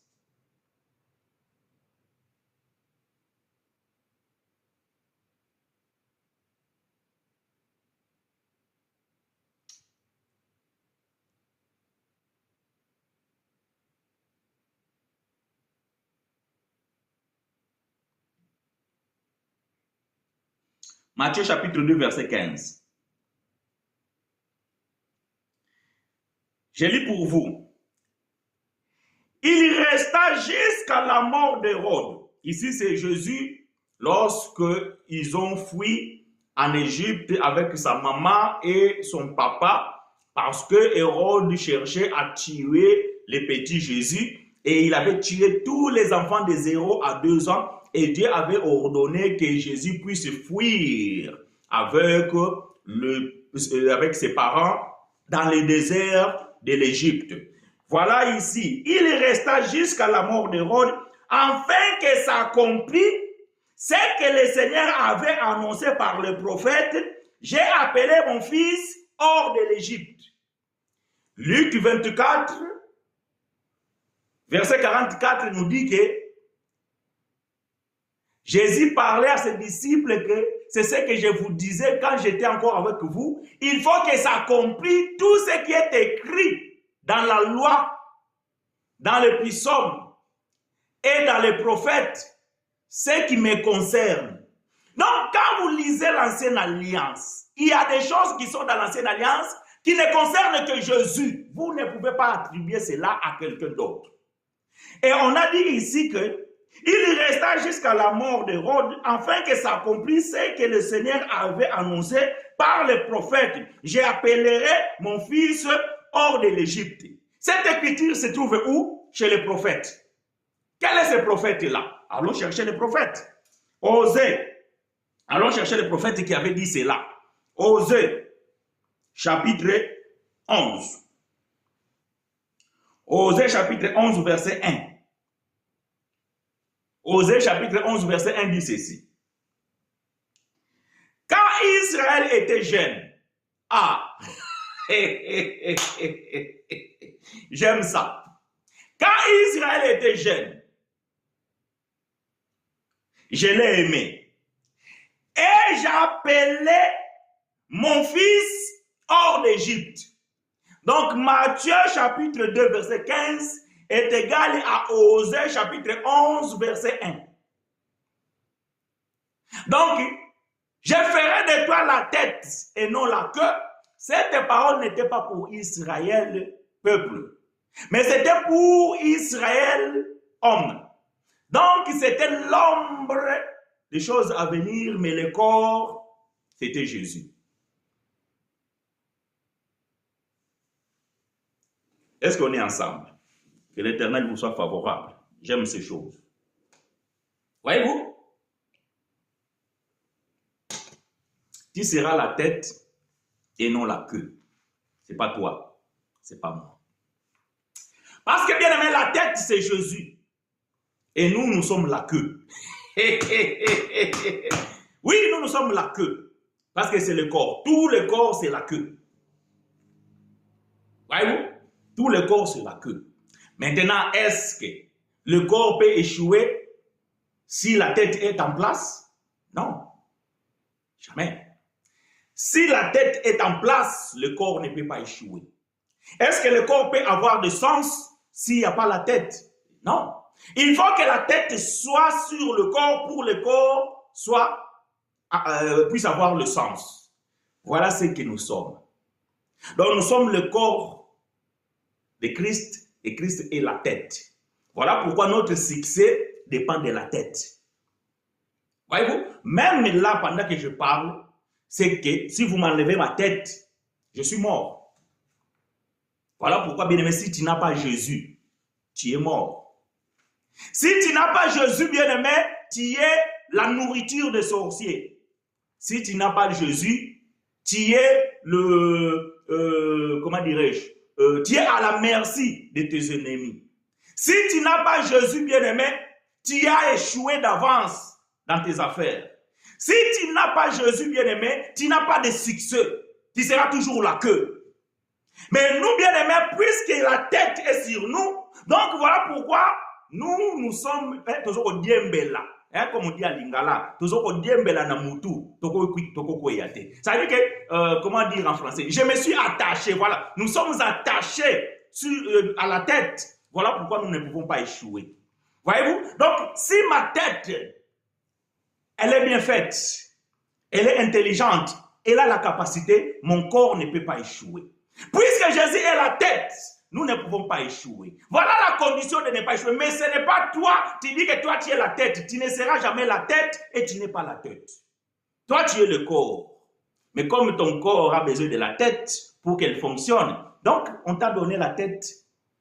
Paul il dit dans Colossiens chapitre 1 verset 18, il est la tête du corps. Maintenant dans 1 Corinthiens chapitre 12 verset 27, Paul il dit ceci. 1 Corinthiens chapitre 12 verset 27, après nous allons mettre point virgule pour passer à la troisième et la dernière question de ce dimanche, sauf si vous avez des questions, vous les posez, et si nous reste un peu de temps, nous pouvons les répondre, sinon bien aimé, ça sera pour la prochaine fois. Paul il dit ceci dans 1 Corinthiens chapitre 12 verset 27, vous êtes le corps de Christ. Donc, si Colossiens chapitre 1, verset 18, il dit que Christ est la tête, dans 1 Corinthiens 12, verset 7, Paul dit que vous êtes le corps. C'est que le corps ne peut pas vivre sans la tête. Le corps ne peut pas vivre sans la tête. Pour que ton corps vive, il faut qu'il y ait la tête. Donc, pour que nous vivons, il faut qu'il y ait la tête. Et si la tête est sur le corps a du succès. Le corps a des réussites. Le corps a des privilèges, le corps a des avantages. Donc, ne permets pas que tu sois détaché de la tête. Les jours où tu seras détaché de la tête, c'est que bien aimé, tu es foutu. C'est fini pour toi. Que l'Éternel vous soit favorable, bien aimés frères et sœurs, et que la gloire lui soit rendue à lui seul. Voilà, bien aimé, la deuxième question qui nous a été posée. Qu'est-ce que veut dire tu seras la tête et non la queue? La troisième question est la dernière pour ce matin, sauf si vous posez d'autres questions. Que veut dire tu prêteras et tu n'emprunteras point? Ah! Voyez-vous, bien aimés frères et sœurs? Peut-être que la personne va se reconnaître s'il me suit parce qu'il y a des gens qui me suivent dans la nuit. Il y a un frère pasteur qui lui confesse qu'un enfant de Dieu ne peut pas emprunter parce que c'est un péché.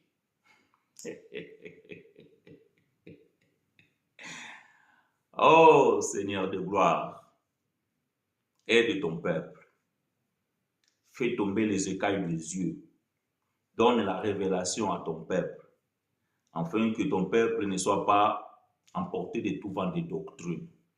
Lorsqu'il n'y a pas la révélation, bien aimé, le peuple est sans frein. Un peuple sans révélation, c'est un peuple sans frein. Vous allez déborder parce qu'il n'y a rien qui peut vous arrêter. Parce que vous n'avez pas la révélation.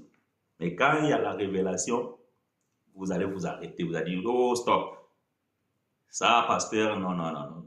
ce que tu es tenté de dire là, je ne suis pas d'accord, pasteur, parce que la Bible ne veut pas dire ça. Frère, la Bible le dit. Un enfant de Dieu ne peut pas emprunter. L'enfant de Dieu doit prêter, mais nous, on ne peut pas emprunter. C'est péché. Frère, même les pays,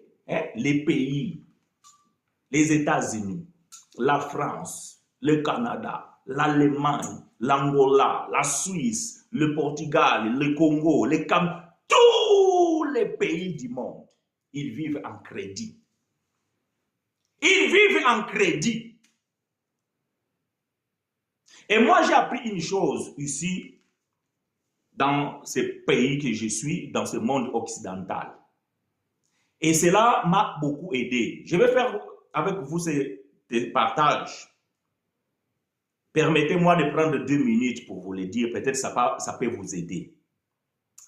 Un jour, j'ai discuté avec mon patron et il venait d'acquérir une voiture, une belle voiture. Alors, je suis allé le voir, on discutait sur des affaires, de l'argent et compagnie.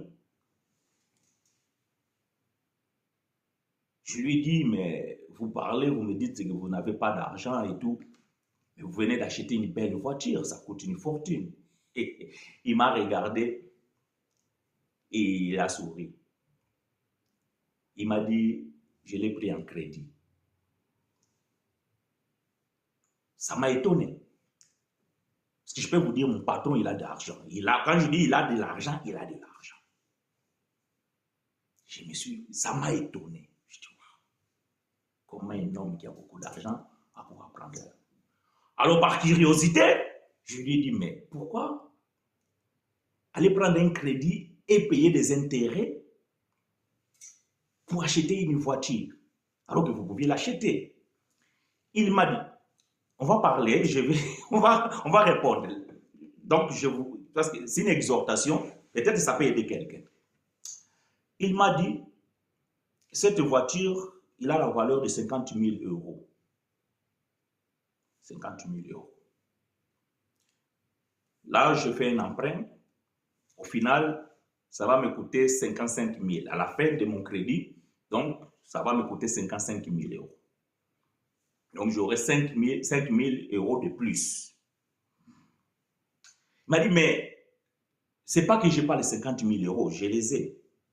Et par contre, les 50 000 euros que j'ai, je les ai mis dans l'action. Et chaque mois, ça m'apporte 3 000 euros. Et la durée de mon crédit, à la fin, si j'avais acheté cash, donc j'allais perdre 5 000 euros. Mais puisque j'ai fait un crédit, mes 50 000 euros, je l'ai investi dans les actions. Donc, je prends 5 ans de crédit, ça va me coûter 5 000 euros. Mais mon 50 000 euros dans les actions, ça va m'apporter 30 000 euros. Waouh! Comme on dit les Français, j'étais tombé. Pour ne pas dire la bonne expression. Je suis resté sans mot. Mais c'est rentré dans ma tête. J'ai dit, nous les Africains,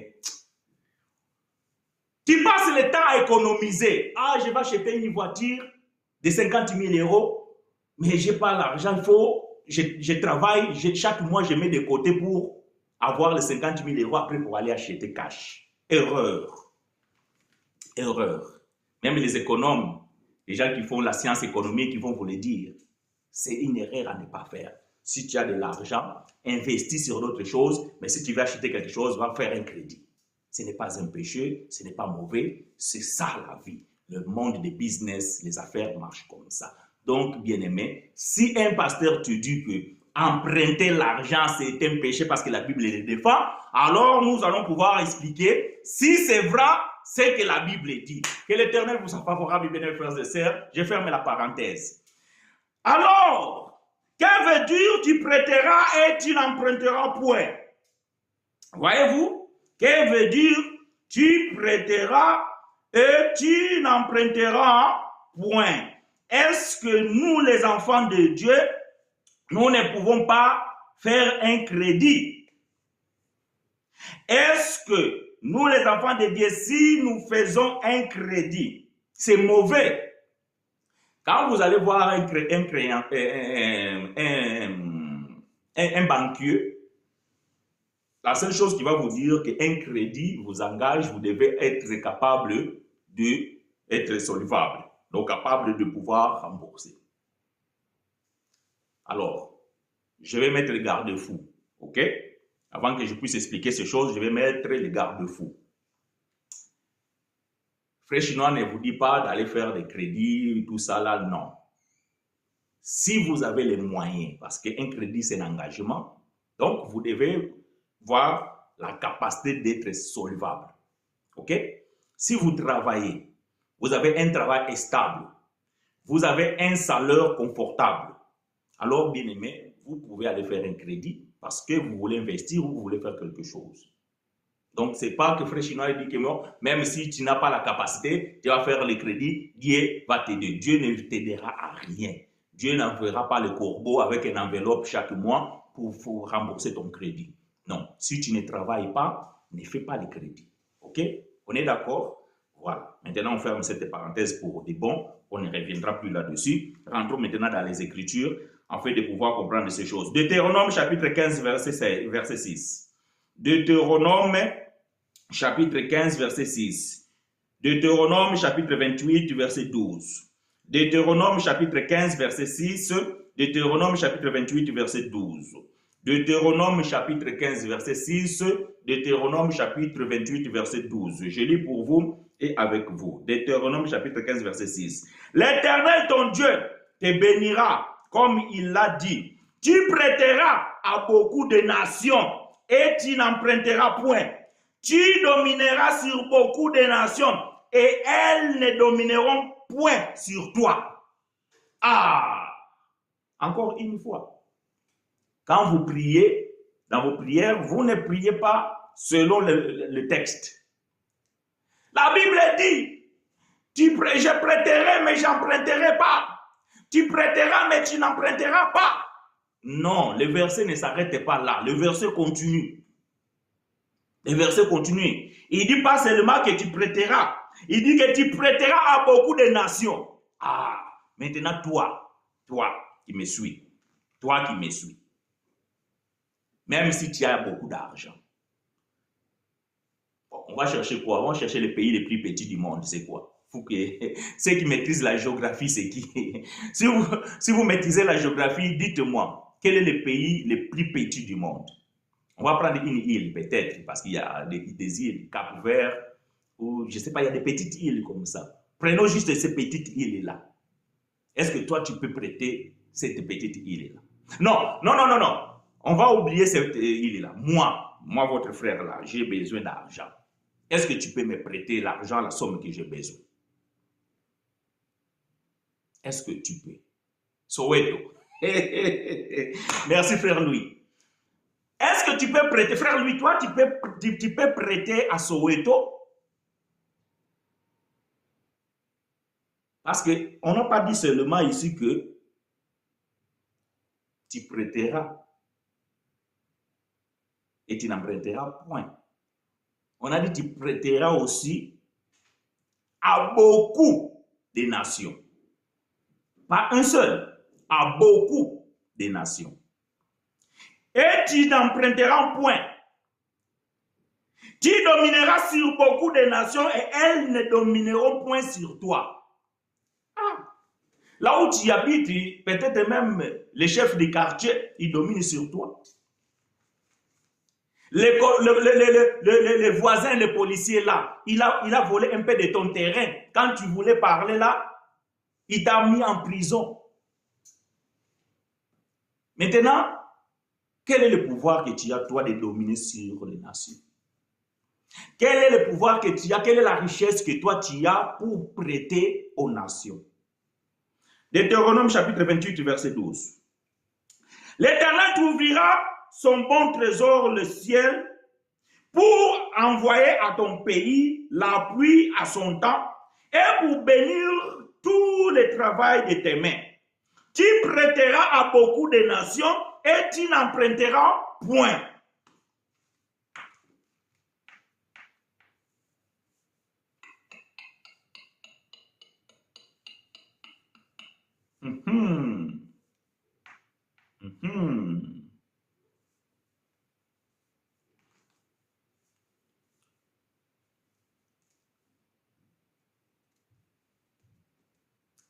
Est-ce que c'est possible? Un homme, même Bill Gates. Bon, Bill Gates, maintenant, on n'en parle plus de lui parce qu'il semblerait qu'il est descendu. C'est l'autre là, le voyou là, comment on appelle, Elon Musk. Ou même Elon Musk. Il ne peut pas. Il ne peut pas. Aucun homme. Mais est-ce que la Bible parle ici de l'argent, de prêter l'argent? Est-ce que la Bible parle ici d'aller emprunter l'argent? C'est ça la question que nous devons répondre. Pasteur, comment comprendre Hébreux 8, 11? Surtout la phrase « Aucun n'enseignera plus son concitoyen ». Ok, gardons cette question puisque nous sommes en train de répondre à des questions aujourd'hui. S'il nous reste le temps, nous allons pouvoir répondre à cette question. Et s'il ne nous reste pas le temps, donc nous allons y revenir. Donc, posez vos questions, bien-aimés. Aujourd'hui, nous sommes en train de répondre aux questions. Posez vos questions. Peut-être que dimanche prochain aussi, nous allons continuer et nous allons noter toutes ces questions-là.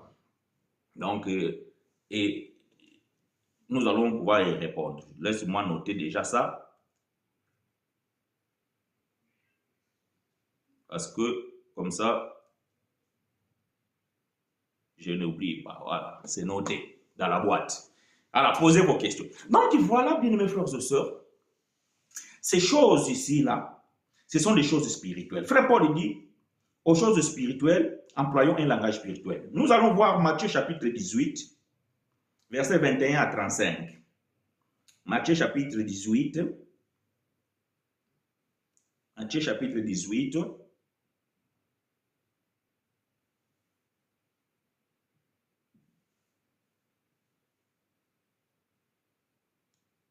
« 21 à 35.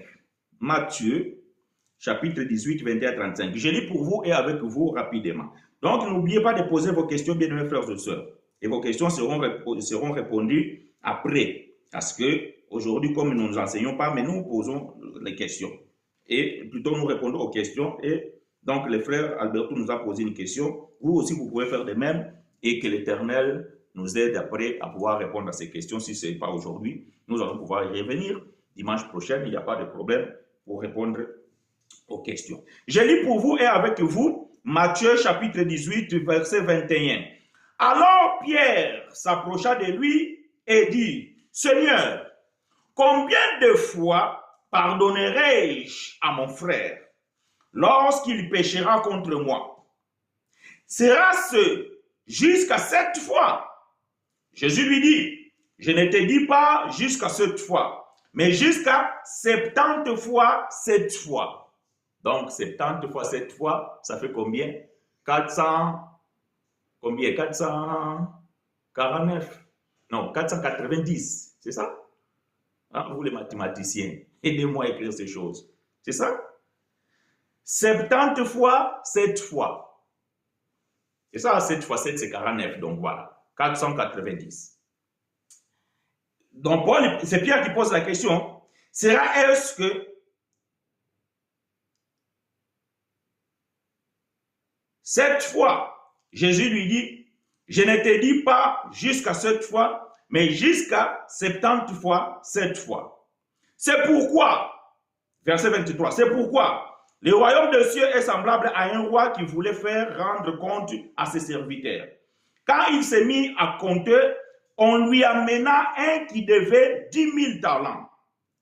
Comme il n'avait pas de quoi payer, son maître l'ordonna qu'il fît vendu, lui, sa femme, ses enfants, et tout ce qu'il avait, et que la dette fût acquittée.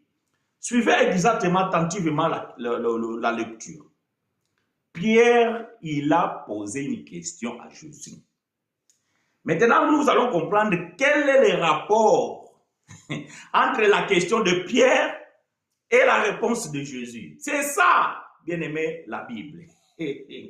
Quand vous lisez la Bible, bien-aimé, vous devez comprendre. Pierre, il a posé une question à Jésus, bien sûr. Et Jésus répond à Pierre que non, tu vas pardonner 70 fois 7 fois. Au lieu qu'il s'arrête là, il continue. Pour dire quoi? Pour dire à Pierre que c'est pourquoi le royaume de Dieu est semblable à un roi qui voulut faire rendre compte à ses serviteurs. Quand il s'est mis à compter, on lui amena un qui devait 10 000 talents. Comme il n'avait pas de quoi payer, son maître ordonna qu'il fût vendu, lui, sa femme, ses enfants et tout ce qu'il avait et que la dette fût acquittée. Les serviteurs se jeta à terre, se prosterna devant lui et dit, « Seigneur, aie patience envers moi et je te payerai. Je te payerai tout. » Ému de compassion, le maître de ses serviteurs le laissa aller et lui remit la dette. Après qu'il fut sorti, ses serviteurs rencontra un de ses compagnons qui lui devait 100 deniers. Et il se saisit et l'étranglait en disant, paye ce que tu me dois. Son compagnon se jeta à terre, le supplia, disant, aie patience envers moi et je te payerai. Mais l'autre ne voulait pas et il alla le jeta en prison jusqu'à ce qu'il y ait payé ce qu'il devait. Ses compagnons ayant vu ce qui était arrivé, furent profondément attristés. Et ils allèrent raconter à leur maître tout ce qui s'est passé. Alors le maître fit appeler ses serviteurs et lui dit, méchant serviteur, je t'avais remis en entier, en entier ta dette parce que tu m'avais supplié. Ne devais-tu pas aussi avoir pitié de ton compagnon comme j'ai eu pitié de toi? Et son maître irrité délivra au bourreau jusqu'à ce qu'il ait payé tout ce qu'il devait. C'est ainsi que mon Père céleste vous traitera si chacun de vous ne pardonne à son frère de tout son cœur.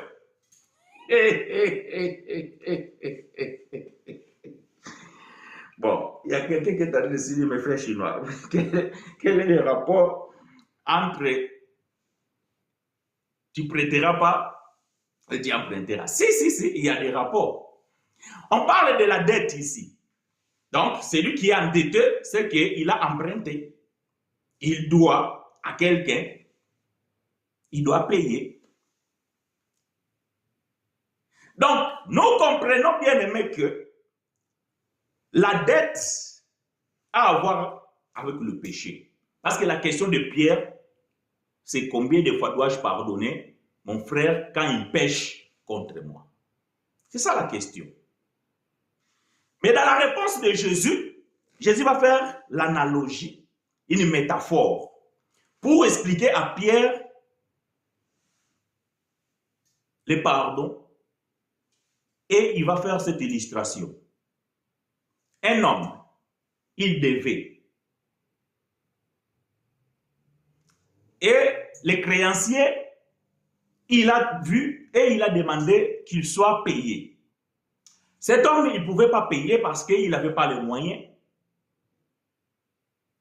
Il a supplié au créancier et le créancier a eu pitié de lui. Il a dit, ok, je supprime ta dette. Tu n'as plus rien à voir. Je te laisse aller librement. Oublie, toi et moi, on est maintenant sans problème. Tu ne me dois plus rien. Tu peux y aller. Et lui, de son tour, il croise quelqu'un qui le devait aussi de l'argent. Et il a demandé que cet homme puisse le payer. Et l'homme, il a dit que vraiment, je suis fauché. À ce moment-là, vraiment, donc, donne-moi un peu de temps. Je vais te rembourser. je vais te payer, mais donne-moi un peu de temps. Et celui qu'on a remis sa dette, il dit non, non, non, non. Moi, il faut que tu me payes. Il a oublié. Donc, c'est une question de pardon et le péché. La dette et le pardon. Parce que la question de Pierre, c'est ça. Ah, tu dois payer. Il a pris sa femme. Il a pris ses enfants. Tout le monde. Il dit, vous allez payer. Il a jeté en prison. Il a fait tabasser. Jusqu'à ce que la personne paye. Ah. Les gens qui étaient là, ils étaient choqués. Mais toi, on t'a remis ta dette. On l'a effacée.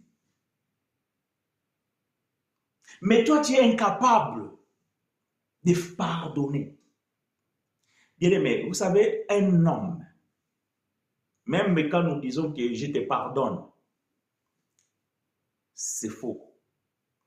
Bien aimé, un homme n'a pas la capacité de pardonner. Nous pouvons excuser quelqu'un. Voyez-vous, nous pouvons excuser quelqu'un, mais nous ne pouvons pas pardonner.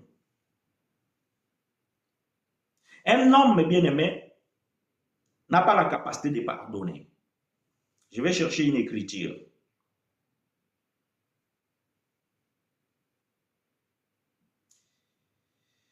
Voyez-vous, Pierre, il a demandé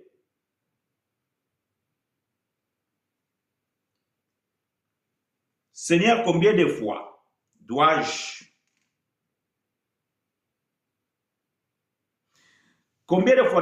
pardonner à celui qui m'a offensé? Est-ce que 7 fois? Parce que Pierre s'est dit, une fois, je peux pardonner 2 fois. Je vais jusqu'à 7. Est-ce que 7 fois? Et Jésus dit, ajoute un 0 derrière le 7 et multiplie par 7.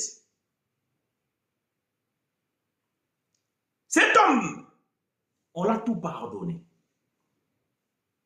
Mais lui, de son tour, il est incapable de pardonner. Il devait aussi, il avait la dette. Donc, ici veut dire que la seule personne qui peut pardonner et effacer tout, c'est le créancier. C'est lui qui a le droit de prêter.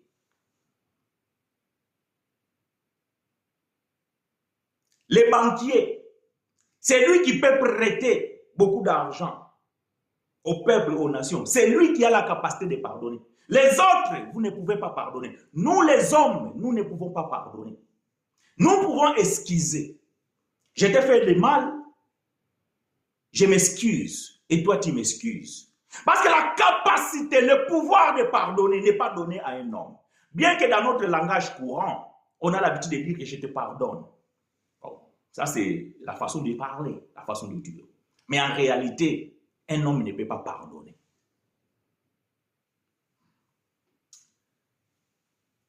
Luc, chapitre 7. Luc, chapitre 7.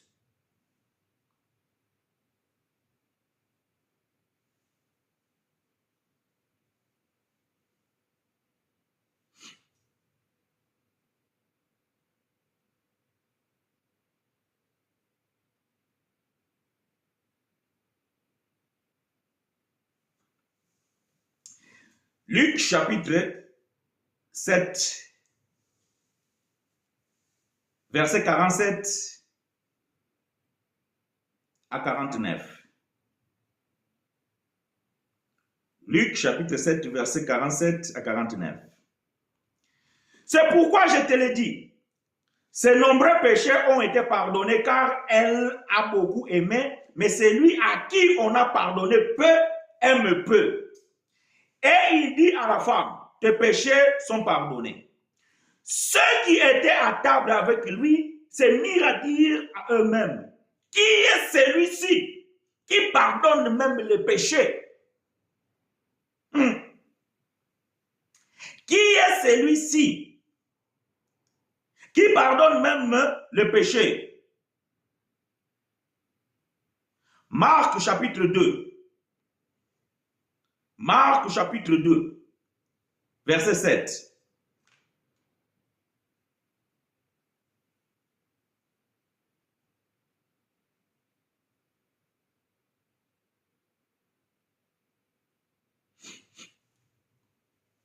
Marc chapitre 2.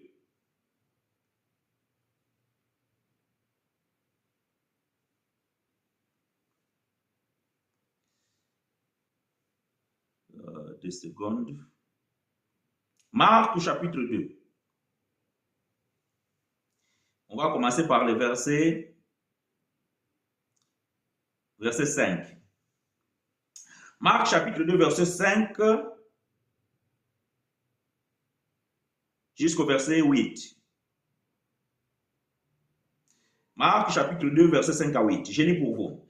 Jésus, voyant leur foi, dit aux paralytiques, « Mon enfant, tes péchés sont pardonnés. » Il y avait là quelques scribes qui étaient assis et qui se disaient au-dedans d'eux, « Comment cet homme parle-t-il ainsi? Il blasphème. » Pourquoi il blasphème? Parce que le pouvoir et la capacité de pardonner, c'est Dieu, pas un homme. L'homme n'a pas la capacité de pardonner. C'est Dieu.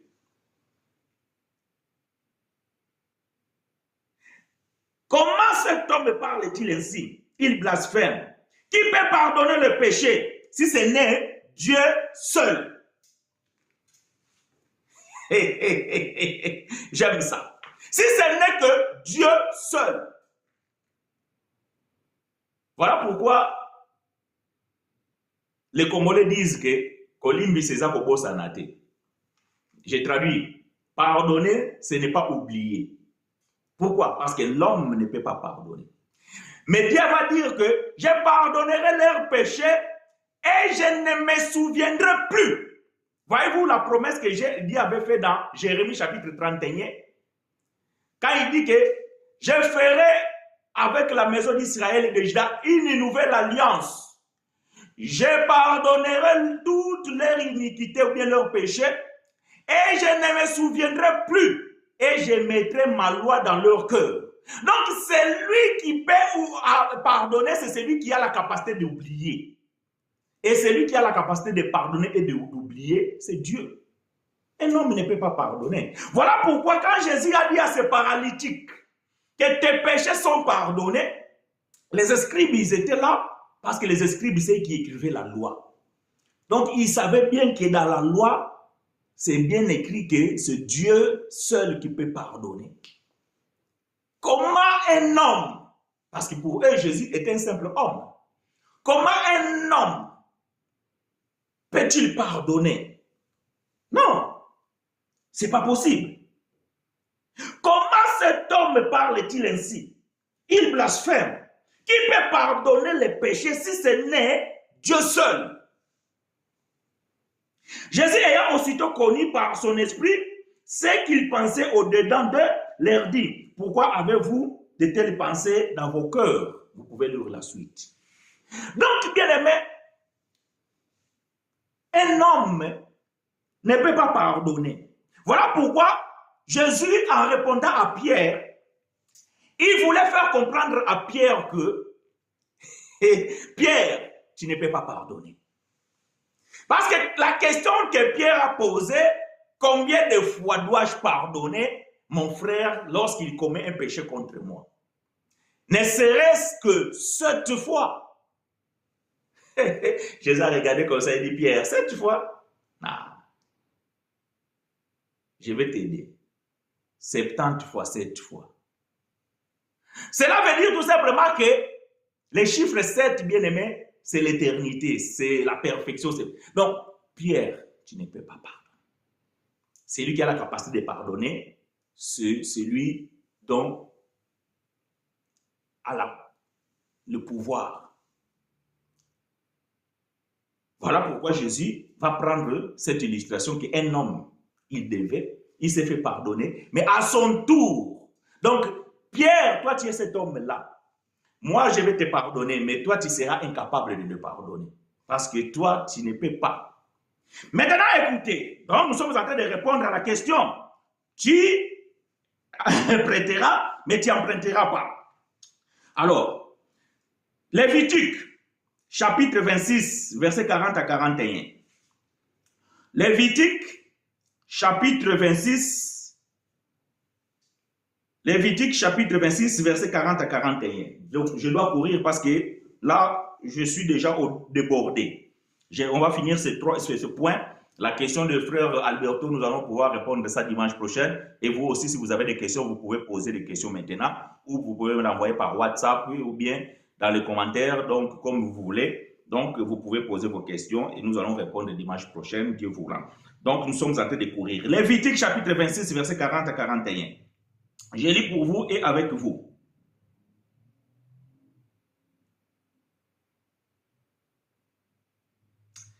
Je lis pour vous et avec vous.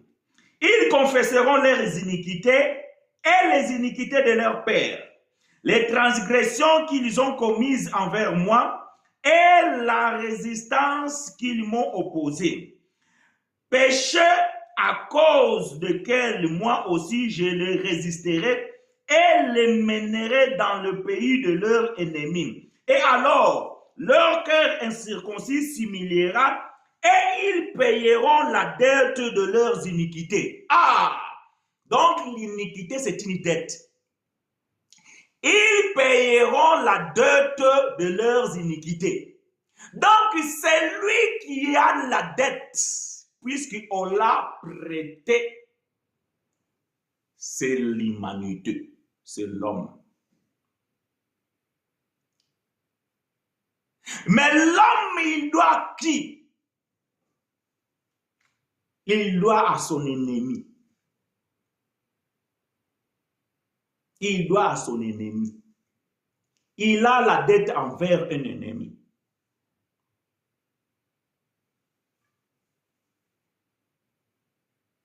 Est-ce que vous comprenez?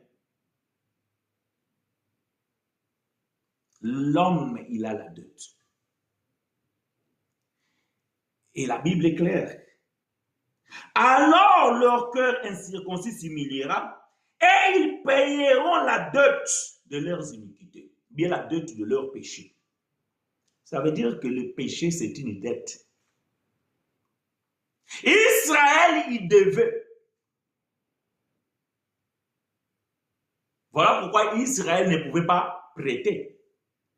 Parce que lui-même, il empruntait. Donc, c'est lui qui doit prêter, ce n'était pas Israël le peuple. Parce que celui qui doit prêter, c'est celui qui a la capacité de racheter aussi la dette. Vous savez, quand vous êtes endetté, vous pouvez aller voir un autre banquier pour racheter votre dette. Vous le savez. Bon, peut-être en Afrique, je ne sais pas, mais ici, en Occident, c'est comme ça. Quand vous êtes endetté, donc vous pouvez aller chercher un autre créancier, un autre banquier pour racheter votre dette, afin de pouvoir vous faire un taux plus bas. Parce que le banquier, il a la capacité de racheter la dette. Or, celui qui a racheté la dette de ce peuple-là, parce qu'il devait payer de leur iniquité, c'est Jésus. Écoutez ce que la Bible dit. 1 Corinthiens chapitre 6, verset 20. 1 Corinthiens 6, 20. Car vous avez été rachetés à un grand prix. Glorifiez donc Dieu dans votre corps et dans votre esprit qui appartiennent à Dieu.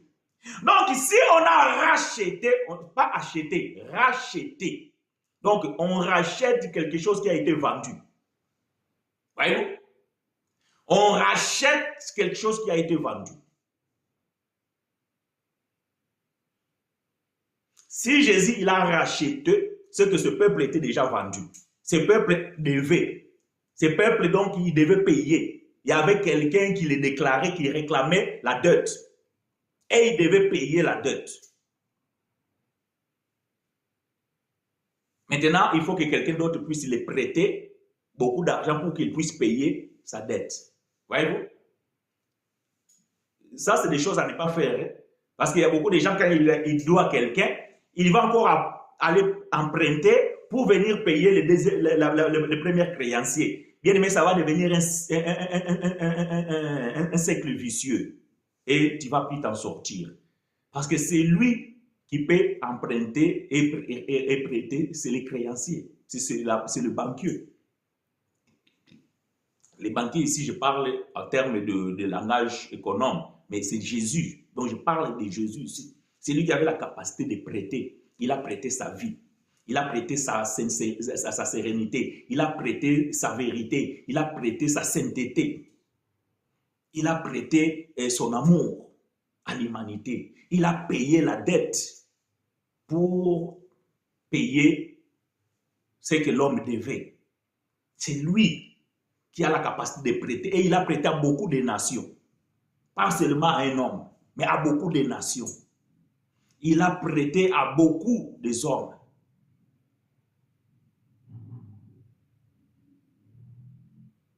Voyez-vous? Même les nations, ils avaient aussi la dette envers le monde. Parce que autrefois, vous avez des dieux qui ne sont pas des dieux. Et vous devez à ces dieux-là. Mais Dieu, Jésus, il l'a fait de sorte que même aussi la dette que les nations avaient envers d'autres dieux, Jésus les a rachetés. Et il a payé la dette parce que c'est lui qui a la capacité de prêter. Et il a prêté sa vie. Voilà pourquoi, si nous vivons, ce n'est plus nous qui vivons, mais c'est Christ qui vit en moi. Voilà ce que Paul pouvait dire. Pourquoi? Parce que la vie de Paul n'a pas de valeur. Il fallait qu'on puisse lui prêter une autre vie. Jésus nous a prêté sa vie. Et nous vivons la vie de Jésus en nous. Mais nous ne pouvons pas donner notre vie. Voilà pourquoi il a dit que n'appelle ça pas à Jésus. Toi, tu ne peux pas donner ta vie à Jésus. Il faut me donner les versets bibliques qui disent ça. Parce qu'aujourd'hui, vous dites seulement des choses, des sottises dans les églises que vous ne comprenez pas ce que vous dites. Oh, on appelle ça toi, tu peux donner ta vie à Jésus. Oh frère, il faut que tu donnes ta vie à Jésus. Non, c'est Jésus qui a donné sa vie pour toi. Oh Seigneur, Dieu de gloire. Toi, tu ne peux pas donner ta vie pour Jésus. Ah, frère. Non. Lui, il a donné sa vie. Et nous sommes redevables. Voilà ce que Paul va dire. Romains chapitre 8, versets 12 à 13. C'est là où on va mettre point virgule. Nous allons mettre point virgule parce que le temps qui nous est imparti est passé. Romains chapitre 8, versets 12 à 13. Écoutez. Romains chapitre 8, versets 12 à 13. Ainsi donc, frères, nous ne sommes point redevables à la chair pour vivre selon la chair. Si nous vivons selon la chair, vous mourrez. Mais si par l'esprit vous faites mourir les actions du corps, vous vivrez. On n'est plus redevable. Pourquoi? Parce que c'est lui qui prête. Il m'a prêté sa vie. Et j'ai payé tout. Je ne suis plus redevable à qui que ce soit, ni même à ma chair. Parce que Jésus est mort pour que cette chair soit anéantie, pour que cette chair soit dominée. Maintenant, moi, je dois toujours me rappeler que j'ai la dette envers Dieu, pas envers la chair. La chair, là, quand il veut que non, je dois aller me prostituer. Je dis, c'est lui qui m'a prêté la sainteté. S'il sait que je suis encore endetté, je vais mourir. Non, toi, tu dois te taire, tu dois te calmer. Quand tu as l'envie d'aller faire des bêtises, parce que c'est ta chair qui te pousse, ce n'est pas le diable. Parce que vous avez l'habitude de dire les œuvres du diable. Non, ce n'est pas les œuvres du diable. C'est le désir de ta chair. Alors, il faut les rappeler que moi, je ne suis pas redevable de toi. Quand la chair veut que tu ailles voler, il faut lui dire que non, je ne suis pas redevable de toi. Quand la chair veut que tu ailles visionner les sites pornographiques, dis à la chair, non, je ne suis pas redevable à toi. Quand la chair, il te pousse à être jaloux, dis à la chair que non, non, non, je ne suis plus redevable de toi. Parce que c'est lui qui a racheté la dette. C'est lui qui m'a prêté sa sainteté. Il m'a prêté sa vie. Il m'a prêté la sanctification. Il m'a prêté la vérité. Je ne peux pas continuer à être redevable de toi. Parce que toi, tu vas m'amener à la mort. Mais celui-là, il m'a donné la vie éternelle. Alors, je ne vais pas mourir à cause de toi. Donc, toi, je ne vais plus être je ne vais plus avoir, je n'ai plus rien à voir avec toi. Je n'ai pas besoin que tu me prêtes tes désirs. Garde tes désirs. Parce que moi, je porte la vie de quelqu'un d'autre. Je porte la vie de celui qui est mort.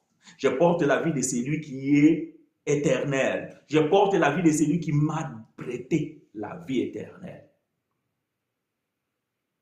Est-ce que quelqu'un me reçoit? Donc, bien-aimé, ce n'est pas toi qui va prêter les hommes ou bien les nations. Non.